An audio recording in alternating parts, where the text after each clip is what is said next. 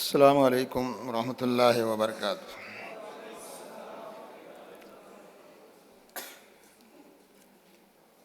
الحمد للہ رب العالمین والصلاة والسلام علی رسولہ الامین وعلی آلہ واصحابہ اجمعین الی یوم الدین۔ قال اللہ تبارک و تعالی فی القرآن المجید والفرقان الحمید، فاعوذ باللہ من الشیطان الرجیم، بسم اللہ الرحمن الرحیم۔ والذین جاہدوا فینا لنہدینہم سبلنا وإن اللہ لمع المحسنین۔ وقال تعالی وأما ما ينفع الناس فيمكث في الأرض كذلك يضرب الله الأمثال۔ صدق اللہ العظیم۔ حمد و ثنا، بڑائی و کبریائی اللہ رب العالمین ہی کے لیے ہے۔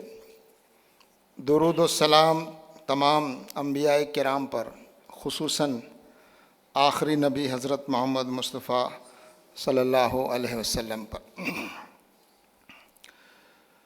برادر محترم عبدالحفیظ صاحب، صدر تنظیم SIO آف انڈیا،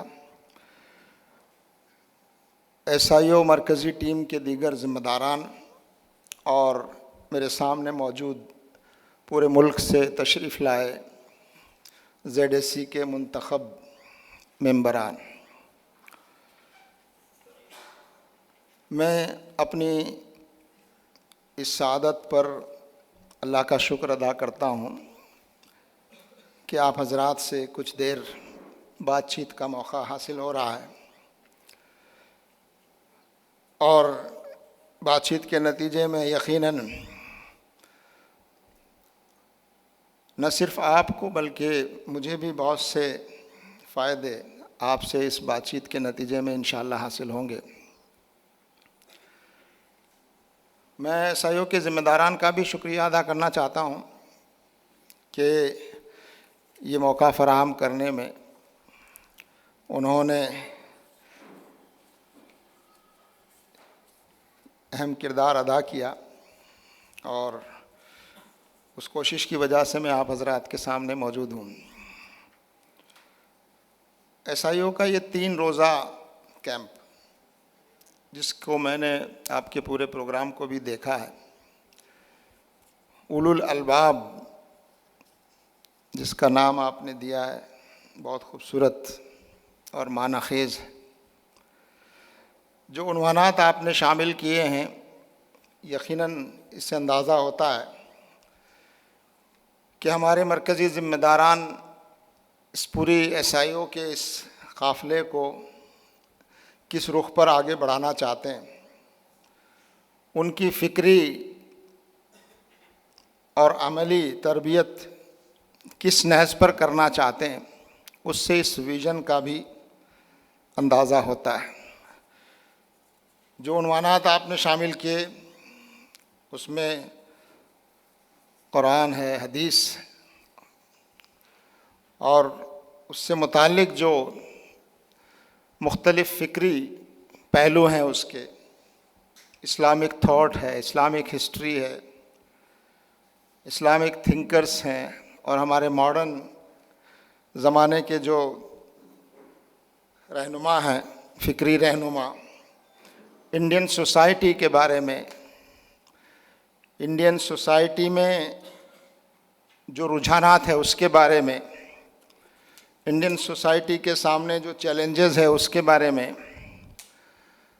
اپنی دعوتی ذمہ داریوں کے تعلق سے تقریباً تمام موضوعات کا آپ کے اس 3 روزہ کیمپ کے دوران احاطہ کیا گیا ہے، اور مجھے امید ہے انشاءاللہ کہ آپ حضرات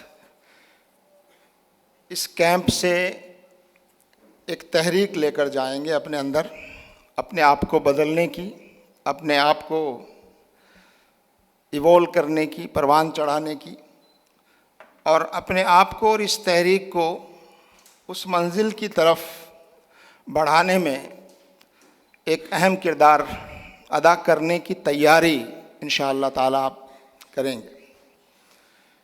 اس وقت میں جن لوگوں سے بات کر رہا ہوں اس میں تحریک اسلامی کا، اس ملک میں تحریک اسلامی کا مستقبل دیکھ رہا ہوں۔ انشاءاللہ تعالیٰ یہ مستقبل بہت روشن نظر آتا ہے۔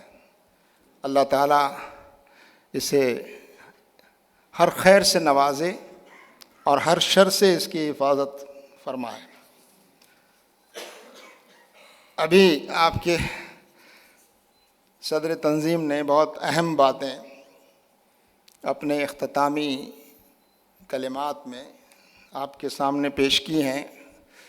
یقیناً ان میں سے بہت سی باتیں وہ تھیں جو میں بھی عرض کرنا چاہتا تھا، اب ان کو دہرانے کی ضرورت نہیں ہے۔ کچھ باتیں آپ حضرات کے سامنے میں نے اس سے پہلے والے سیشن میں سوال و جواب کے دوران، انٹرویو کے دوران کچھ باتیں آپ کے سامنے اشاروں میں رکھی تھی اور کچھ سوالات بھی آئے تھے، اس کے کچھ جوابات بھی دینے کی کوشش کی گئی تھی۔ میں ان میں سے کچھ باتوں کو یہاں انڈرلائن کرنے کی کوشش کروں گا جو اس میں زیادہ اہم میری نگاہ میں تھی۔ پہلی بات جو مجھے عرض کرنی ہے وہ یہ کہ ہم ایک تحریک ہیں، اور صرف تحریک نہیں ہے، تحریکات تو بہت ہیں الگ الگ مقاصد کے لیے کام کرنے والی، لیکن ہم ایک اسلامی تحریک ہیں۔ اور اسلامی تحریک کا جو ماڈل ہے وہ قرآن کریم میں وہ انبیائی ماڈل ہے جس کا تذکرہ بار بار قرآن مجید میں الگ الگ انداز میں کیا گیا ہے۔ حضرت آدم علیہ السلام سے لے کر حضرت نوح علیہ السلام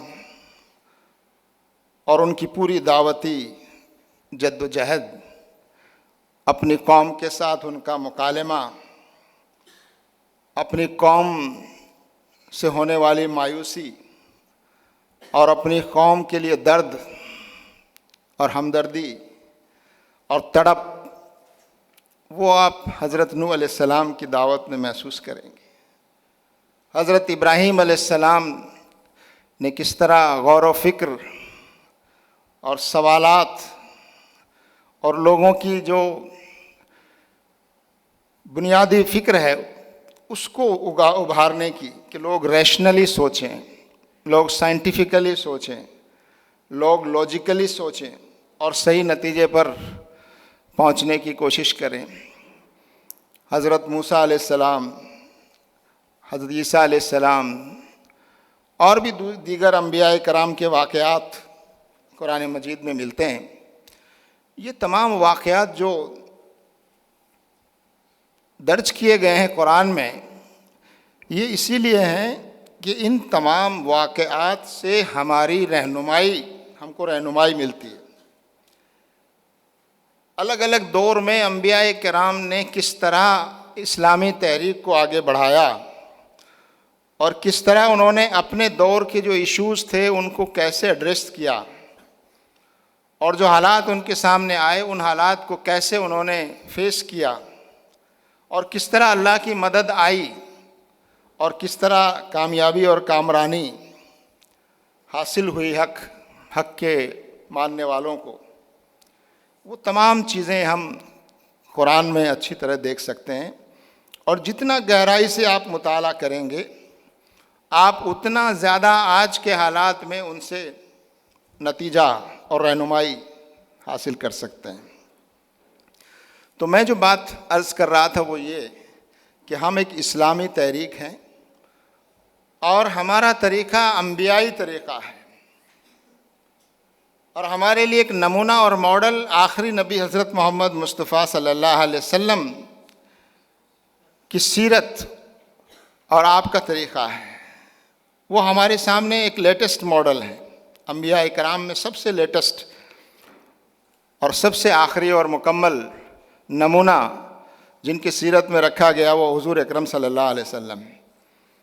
یہ بات میں اتنا تکرار کے ساتھ اس لیے عرض کر رہا ہوں کہ ہمارے ذہن پر ہر وقت یہ بات رہنی چاہیے کہ ہم ایک اسلامی تحریک ہیں اور ہم ایک انبیائی طریقے پر کام کرنے والی تحریک ہیں، اور ہم قرآن اور سنت سے، سیرت سے کو بنیاد بنا کر اور اقامت دین کے لیے جدوجہد کرنے والی تحریک ہیں۔ تحریک کو سمجھنے کے لیے ایک سوال اور بھی ضروری ہے۔ تحریک کیا ہے یہ سمجھنا تو ضروری ہے، لیکن تحریک در حقیقت کیا ہے اس کو سمجھنے کے لیے تحریک کیا نہیں ہے یہ بھی سمجھنا ضروری ہے۔ بعض اوقات یہ سوال کرنا بھی ضروری ہے کہ تحریک کیا نہیں ہے، اور وہ اس لیے ضروری ہے کہ کبھی کبھی ہم بعض ایسی چیزوں کو تحریک سمجھنے لگتے ہیں یا تحریک سے ایسی چیزوں کی توقع رکھنے لگتے ہیں جو ہمارے ذہن میں جو تحریک کا نقشہ بیٹھ جاتا ہے وہ محدود نقشہ ہم سمجھتے ہیں کہ وہ توقعات اس سے پوری ہوں۔ مثلاً ہم سیاست کو انسانی زندگی کا ایک اہم حصہ سمجھتے ہیں، اور اقامت دین میں یہ شامل ہے کہ ہم جس طرح انسانی زندگی کے ہر پہلو کی اصلاح کرنا چاہتے ہیں، تزکیہ کرنا چاہتے ہیں، سیاست کا بھی تزکیہ چاہتے ہیں، سیاست کو بھی اس رخ پر لانا چاہتے ہیں، مگر ہم ایک سیاسی جماعت نہیں ہیں، ہم تحریک ہیں۔ سیاست ہمارے کاموں میں سے ایک کام ہے، سیاست کو رخ دینا ہماری ذمہ داریوں میں سے ایک ذمہ داری ہے، لیکن ہم ایک اسلامی تحریک ہیں، ہم ایک پولیٹیکل پارٹی نہیں ہیں، لہذا ایک اسلامی تحریک سے پولیٹیکل پارٹی کی ایکسپیکٹیشن جو ہے وہ نامناسب ہوگی، یا وہ کام ہم اپنے اوپر لازمی کرتے چلے جائیں جو ایک پولیٹیکل پارٹی کے کمپلشنس ہوتے ہیں۔ تو کبھی کبھی یہ سمجھنا ضروری ہے کہ ہم سیاست کو پاک صاف ضرور کرنا چاہتے ہیں اور کر رہے ہیں، لیکن ہم ایک سیاسی جماعت یا پولیٹیکل پارٹی نہیں۔ ہم خدمت کے بہت سارے کام کرتے ہیں، ہم تعلیم کے میدان میں کام کرتے ہیں، لیکن ہم کوئی این جی او نہیں ہیں۔ ہم خدمت کاموں کو اہم کام سمجھتے ہیں اور بہت ضروری ہیں، اور الحمدللہ جماعت کی نمایاں پہچان بھی ہے، مگر ہم کوئی این جی او نہیں ہیں۔ این جی او جیسی توقعات اگر کوئی تحریک سے کرے گا تو وہ نامناسب ہوگی۔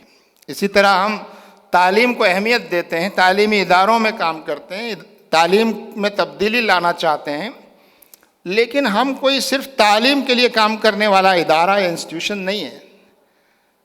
اسی طرح ہم ہر معاملے میں تحقیق اور ریسرچ بھی کرتے ہیں، ہر معاملے کی گہرائی میں جانے کی کوشش بھی کرتے ہیں، ہر پہلو پر ہم گہری نگاہ ڈال کر، تحقیقی نگاہ ڈال کر، اور اس میں تحقیق کے معیار کو حاصل بھی کرنا چاہتے ہیں، لیکن یہ یاد رہے ہم کوئی ریسرچ انسٹیٹیوشن نہیں ہیں، ہم تحریک ہیں، اور تحریک کا کام، تحریک کا مقصد اور تحریک کی پرائیورٹی یہ ہے جو قرآن سے اور سنت سے ہم کو ملتی ہے کہ ہم لوگوں کی زندگیاں بدلیں، اپنی زندگی سے اس کی شروعات کریں، اور زندگی سے پہلے لوگوں کی فکر بدلنا، فکر میں بدلاؤ آئے گا تب لوگوں کی زندگی بدلے گی۔ تو ایک ٹرانسفارمیشن کرنے والی ہم تحریک ہیں کہ لوگوں کی سوچ میں تبدیلی آئے، لوگوں کے سوچنے کے انداز کو درست کیا جائے۔ قرآن نے اور انبیاء نے یہی کیا، لوگوں کو صحیح اور غلط، کامیابی اور ناکامی کے جو پیمانے ہیں، بینچ مارکس ہیں، ان پیمانوں کو درست کیا جائے قرآن و سنت کی روشنی میں۔ لوگوں نے اپنے پیمانے بنا لیے، پیمانوں کو درست کرنا، سوچ کو درست کرنا، انسانی زندگی میں، فکر میں، عمل میں، انفرادی اور اجتماعی زندگی میں توازن پیدا کرنا، بیلنس قائم کرنا، یعنی انسان کو اور انسانی سماج کو اور پورے نظام کو ایکسٹریم سے بچانے کی کوشش کرنا، انتہا پسندی سے بچا کر اسے اعتدال کی راہ پر لانے کی کوشش کرنا، یہ تحریک کے کاموں میں سے اہم کام ہے۔ اسی طرح سے عدل و انصاف قائم کرنا، فساد اور بگاڑ اور ظلم کی ہر شکل کو ختم کرنے کی کوشش کرنا، یہ تحریک کی بنیادی ذمہ داریوں میں سے ہے۔ قرآن کریم کی سورہ الحدید کی جو آیت ہے، آیت نمبر 25، جس میں یہ بات فرمائی گئی، لَقَدْ أَرْسَلْنَا رُسُلَنَا بِالْبَيِّنَاتِ وَأَنزَلْنَا مَعَهُمُ الْكِتَابَ وَالْمِيزَانَ لِيَقُومَ النَّاسُ بِالْقِسْطِ، ہم نے کھلی کھلی نشانیوں کے ساتھ اپنے رسول اور پیغمبروں کو بھیجا اور ان کے ساتھ کتابیں نازل کی اور ان کو میزان عطا کیا، پیمانہ، بینچ مارک، اور یہ اس لیے کیا لِيَقُومَ النَّاسُ بِالْقِسْطِ، تاکہ ہم انسانی سماج میں، معاشرے میں عدل قائم کر سکیں، انصاف قائم کر سکیں۔ انصاف کا قیام اس تحریک کے بنیادی مقاصد میں شامل ہے، اور ہر معاملے میں عدل کا قیام۔ عدل کے قیام کے معنی ظلم کا خاتمہ، ناانصافی کا خاتمہ، ایکسپلائٹیشن کا خاتمہ، ایگریشن کا خاتمہ، یہ ہم چاہتے ہیں اور یہ کرنا ہماری ذمہ داری ہے، اور اس کے لیے معاشرے کو تیار کرنا یہ ہماری ذمہ داری ہے۔ محترم حاضرین، انبیاء کرام نے جس طرح سے اس تحریک کو آگے بڑھایا، اس میں یہ کہ معاشرے کو، سماج کو، انسانوں کو بغیر کسی تفریق کے ان کو ڈرانا برے انجام سے، آخرت کے برے انجام سے اور دنیا کے برے انجام سے ڈرانا، اور نیکوکار لوگوں کو خوشخبری دینا، بشیر و نذیر کی ذمہ داری ادا کرنا، یہ ہمارا مقام ہے۔ اللہ کے پیغام کو لوگوں تک پہنچانا، کنوے دا میسج، یہ ہماری بنیادی ذمہ داری اور بنیادی کاموں میں سے ایک کام ہے کہ ہمارے پاس جو پیغام ہے اس پیغام کو اپنی زبان سے، الفاظ سے، لٹریچر سے، ڈسکشن سے، اور سب سے زیادہ اپنے کردار اور ایگزامپل سے، نمونے سے، اپنی زندگی کے نمونے سے اس پیغام کو لوگوں تک پہنچانا، لوگوں کی زندگیوں کو بدلنے کی کوشش کرنا، یہ بنیادی کاموں میں سے ایک کام ہے۔ تو میں اتنا وقت آپ کا لیا، میں نے اس بات کو واضح کرنے کے لیے، یاد دلانے کے لیے کہ ہم جو بھی کام کر رہے ہیں ان تمام کاموں کو کرتے وقت یہ بات ہمارے سامنے ہر وقت رہنی چاہیے، چاہے ہم ایجوکیشن کی مہم چلائیں، کمپین چلائیں، چاہے ہم کوئی انٹلیکچول ایکٹیویٹی کریں، کانفرنس کریں، سیمینار کریں، چاہے ہم پروٹیسٹ کریں، ناراضگی کا اظہار کریں، ان تمام کاموں کو کرتے وقت اس بات کا خیال رہنا چاہیے کہ ہم ایک اسلامی تحریک ہیں اور ہماری بنیادی حیثیت ایک داعی کی حیثیت ہے۔ اس حیثیت کو اگر ہم یاد رکھیں گے تو پھر ہم اپنے تمام کاموں میں ایک توازن برقرار رکھ سکیں گے۔ تو اس توازن کو برقرار رکھنا، یہ SIO جیسی تنظیم جو تحریک اسلامی نے نوجوان اور طلباء میں کام کرنے کے لیے قائم کی ہے، یہ بڑی بنیادی ذمہ داری ہے۔ میں اس موقع پر یہ بات بھی عرض کرنا ضروری سمجھتا ہوں، تحریک اور تنظیم جس کا ذکر ہمارے صدر تنظیم نے بھی کیا، اصل چیز تحریک ہے۔ تحریک اس جد و جہد کا اور اس سفر کا نام ہے جو منزل کی طرف منصوبے کے ساتھ کی جاتی ہے، منصوبے کے ساتھ اپنی منزل کی طرف بڑھنے اور پورے معاشرے اور سماج کو اس طرف لے جانے کی جو کوشش اور جد و جہد ہے، اس کا نام تحریک ہے۔ لیکن تنظیم اس کی ضرورت ہے، تنظیم ایک وہیکل ہے، تنظیم ایک سواری ہے، اس کے بغیر یہ سفر طے نہیں ہو سکتا۔ تنظیم ایک نظم ہے، اسٹرکچر ہے، اس کے بغیر آپ یہ سفر طے نہیں کر سکتے۔ لیکن تنظیم ضروری ہے، سواری ضروری ہے، وہیکل ضروری ہے، وہیکل کا اچھا ہونا ضروری ہے، وہیکل کا ٹیکنالوجیکلی ایڈوانس بھی ہونا ضروری ہے، وہیکل کا طاقتور ہونا بھی ضروری ہے۔ اور وہیکل کا بار بار مینٹیننس کرنا بھی ضروری ہے. لیکن اگر کسی کی توجہ تحریک سے ہٹ کر تنظیم پر لگ جائے اور زیادہ توجہ تنظیم پر اور وہیکل پر ہو جائے اور تحریک پر تنظیم غالب آ جائے تو پھر ہمارا سفر جو ہے منزل کی طرف اس پر کئی سوال کھڑے ہو جائیں گے. اس لیے توازن رکھنا بہت ضروری ہے کہ تنظیم ہماری ضرورت ہے، بنیادی ضرورت ہے، اور اس کے جو تقاضے ہیں وہ پورے کرنا ضروری ہے. اس کو مضبوط رکھنا ضروری ہے، اس کو سنوارنا سجانا بھی ضروری ہے، اس کا مینٹیننس بھی ضروری ہے. لیکن اس پر اتنا وقت نہ لگنے لگے کہ سفر کے لیے وقت نہ بچے. سفر کی طرف توجہ کرنے پر ہماری جو طاقت اور قوت لگنی چاہیے اس کا بڑا حصہ تنظیم پر لگے. تو اس بات کی کوشش ہمیں برابر کرنی چاہیے کہ تنظیم اور تحریک کا یہ جو رشتہ ہے اس میں کوئی تضاد نہیں ہے، رشتہ ہے، اور اس میں اعتدال کا قائم رکھنا، اس میں ایک بیلنس کو قائم رکھنا، وہ میں سمجھتا ہوں بہت ضروری ہے. ایک اور بات جو مجھے آپ حضرات سے عرض کرنا ضروری لگتی ہے، اور وہ یہ ہے کہ ہمارے نتیجے ہمیشہ ان چیزوں میں آتے ہیں، ان کوششوں کے نتیجے آتے ہیں، نظر آتے ہیں جہاں فوکس ہوتا ہے. فوکس، اگر ہماری کوششوں میں فوکس نہ ہو تو پھر نتیجے اس طرح نہیں آتے. آپ میں سے بہت سے سائنس کے اسٹوڈنٹ ہوں گے اور انہوں نے کبھی وہ ایکسپیریمنٹ کیا بھی ہوگا کہ ایک کانویکس لینس جو ہے اس کو لے کر آپ سورج کی طرف دکھائیں گے تو سورج کی کرنیں جو ہے ایک مقام پر فوکس ہونے لگیں گی، اور اگر اس کو آپ کاغذ پر فوکس کریں گے تو وہ کاغذ جلنے لگے گا. تو یہ جو فوکس ہے اس نے اتنی انرجی پیدا کر دی کہ کاغذ میں اتنی آگ پیدا کر دی کہ وہ کاغذ کو جلا سکتی ہے. تو یہ فوکس جو ہے نتیجے پیدا کرتی ہے. فوکس آتا ہے کلیئرٹی سے.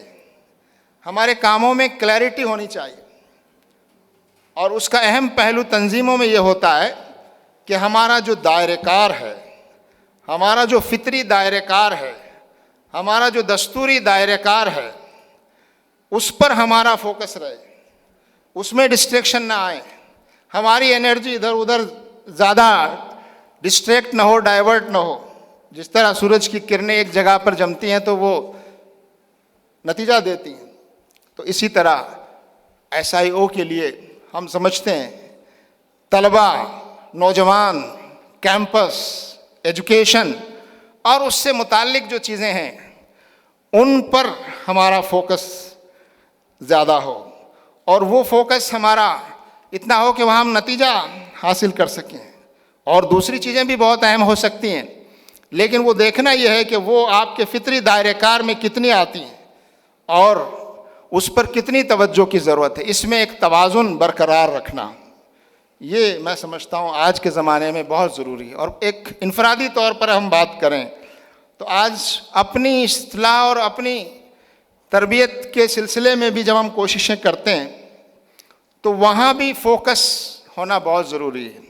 آج ہمارے پاس ڈسٹریکشن اتنے زیادہ ہیں، ہمارے پاس گیجٹس ہیں اور وہ ہمارا اتنا وقت ضائع کرتے ہیں.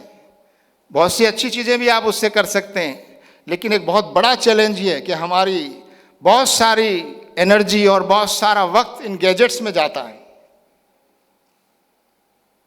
میں اس موقع پر یہ 5 باتیں میں نے نوٹ کی ہیں، 5 الفاظ، آپ بھی ان کو یاد رکھ سکتے ہیں، ان میں آپ جوڑ بھی سکتے ہیں. اور 5 الفاظ میم سے شروع ہوتے ہیں. 5 میم ہیں. پہلا لفظ میں نے چنا ہے منصوبہ. آپ کے پاس ایک پلان ہونا چاہیے ہمیشہ، اپنا ذاتی پلان بھی اور تنظیم سے متعلق بھی جو آپ کی ذمہ داری ہے اس کا بھی ایک پلان آپ کے سامنے ہونا چاہیے. منصوبہ سب سے اہم چیز. منصوبے کے بغیر آپ آگے بڑھیں گے تو کوئی نتیجہ نہیں ملے گا. پھر اس کا محاسبہ، ایویلیویشن، اس منصوبے کی روشنی میں آپ کتنا آگے بڑھ رہے ہیں، اس منصوبے کی روشنی میں آپ کتنی تیاری کر رہے ہیں، اس کا محاسبہ ضروری، ایویلیویشن ضروری ہے. یہ دوسرا میم ہے، منصوبہ، محاسبہ. اور تیسرا میم جس کی طرف صدر صاحب نے بھی توجہ دلائی ہے اور میں بار بار اپنی گفتگو میں عرض کرتا ہوں، مطالعہ. مطالعے کے بغیر اس تحریک میں فرد اور افراد کی اجتماعیت، اگر مطالعے میں سطحیت ہے، مطالعے میں پر توجہ نہیں ہے، تو ہم بہت زیادہ آگے نہیں بڑھ سکتے. مطالعہ گہرائی پیدا کرتا ہے. ہمیشہ گہرائی جو ہوتی ہے اسی میں، جب گہرائی میں آپ جاتے ہیں سمندر میں، تبھی وہاں آپ کو لعل و گوہر ملتے ہیں، وہیں سے قیمتی چیزیں ملتی ہیں. جو لوگ سطح پر رہتے ہیں، سمندر کے کنارے پر رہتے ہیں، اخبارات کی سطحی معلومات، یوٹیوب اور سوشل میڈیا کی سطحی معلومات، اور اسی کو کافی سمجھ لینا، تو وہ ایک سطح پر جو کوڑا کرکٹ ہوتا ہے، سمندر کی سطح پر جو کوڑا کرکٹ جمع ہوتا ہے، اس سے زیادہ اس کی حیثیت نہیں ہے. لعل و گوہر چاہیے، قیمتی چیزیں چاہیے. آپ کو سمندر کے اندر جانا ہوگا، گہرائیوں میں اتر کر آپ کو مطالعہ کرنا ہوگا. تو یہ مطالعے کا مزاج پیدا کرنے کی ضرورت ہے. اور اس میں ایک مشورہ میرا یہ ہے کہ جہاں تک کوشش ہو، آپ اسکرین پر مطالعہ کرنے سے بچیں. جتنا مجبوری ہے تو کریں گے وہ، لیکن اس مجبوری سے زیادہ آپ کا مطالعہ پرنٹڈ مٹیریل ہو، بکس ہوں. وہ ایک فیل دیتا ہے، اس میں ایک فوکس کریٹ ہوتا ہے، اس سے ایک تعلق پیدا ہوتا ہے. تو جہاں مجبوری ہے اسکرین پر مطالعہ کرنے کی، اس مجبوری کا تو ہم کچھ نہیں کر سکتے، وہ تو کرنا ہی ہے. جو چیزیں اسکرین پر مل سکتی ہیں، لیکن جو چیزیں ہم پرنٹڈ فارم میں پڑھ سکتے ہیں، کتابی شکل میں پڑھ سکتے ہیں، تو اس کو کرنے کی کوشش کرنا چاہیے. چوتھا میم ہمارا ہے وہ ملاقاتیں. چاہے آپ کا شعبہ کچھ بھی ہو، آپ کی ذمہ داری کچھ بھی ہو، آپ صدر ہوں، آپ صدر تنظیم ہوں، یا کوئی بھی ذمہ دار ہو، ہمارا جو فطری دائرہ ہے اس میں ملاقاتیں بہت ضروری ہیں. ہر سطح کے لوگ، آپ جس سطح کے ذمہ دار ہیں، آپ کی ملاقاتوں کا منصوبہ اسی طرح سے منصوبہ بند ملاقاتیں آپ کی ضروری ہے. چاہے ہمارا آفس میں کتنی بڑی ذمہ داری ہو، لیکن ملاقاتیں بہت ضروری ہیں.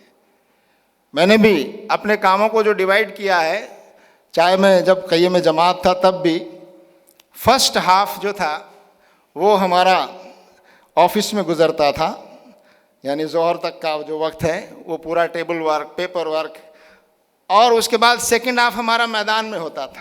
میدان مطلب ملاقاتیں، فیلڈ، یہاں ملنا، ان سے ملنا، یا کوئی آیا ہے ملنے ان سے. تو یہ لوگوں سے رابطہ، جب ہم لوگوں میں تبدیلی چاہتے ہیں، ٹرانسفارمیشن چاہتے ہیں، تو لوگوں سے تعلق کو بڑھائے بغیر آپ وہ حاصل نہیں کر سکتے. ملاقاتیں صرف پی آر ڈپارٹمنٹ کا کام نہیں سمجھنا چاہیے، ملاقاتیں کس شعبے کا کام نہیں سمجھنا چاہیے. ملاقاتیں ہر فرد کے لیے، ہر ذمہ دار کے لیے، امیر جماعت سے لے کر معمولی کارکن تک کے لیے، صدر تنظیم سے لے کر ہمارے ایسوسیٹ تک کو ملاقاتوں کا ایک منصوبہ بند طریقہ اختیار کرنا پڑے گا.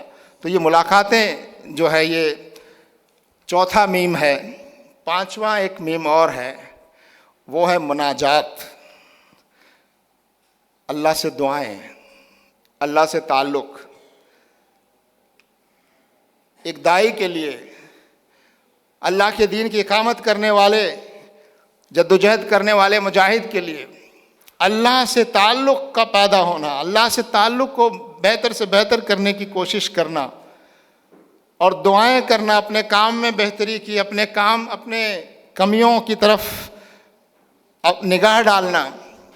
یہ مناجات اور دعائیں، اللہ کے رسول صلی اللہ علیہ وسلم کی سیرت آپ دیکھیے، آپ کی راتیں کیسی ہوتی تھیں اور آپ کا دن کتنا مصروف ہوتا تھا. آپ صلی اللہ علیہ وسلم سے زیادہ بڑی ذمہ داری تو ہم میں سے کسی پر نہیں ہے. آپ صلی اللہ علیہ وسلم سے زیادہ مصروفیت تو ہم میں سے کسی کی نہیں ہو سکتی.